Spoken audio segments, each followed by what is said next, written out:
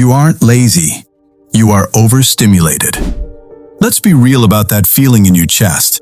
That paralysis where you have 5 hours of free time, but you spend 4 of them scrolling, freezing, and feeling guilty. If you feel out of control, it isn't discipline you lack. It isn't a lack of hustle. It is a lack of signal clarity. You are trying to drive a car while 50 people are screaming directions at you from the back seat.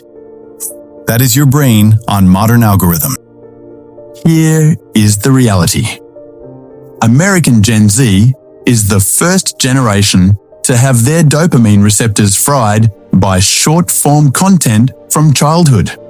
When your baseline stimulation is this high, normal tasks, like writing that essay, cleaning your room, or answering emails, feel physically painful.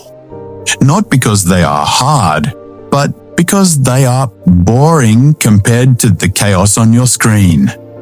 So how do we fix this? We don't add more motivation.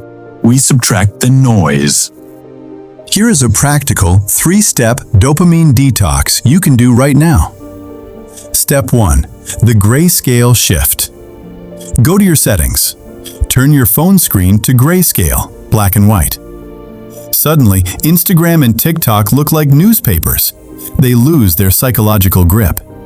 It stops the slot machine effect in your brain immediately.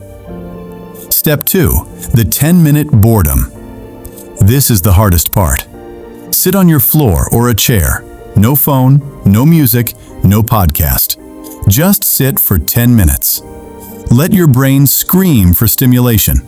Let the anxiety spike, and then let it fall.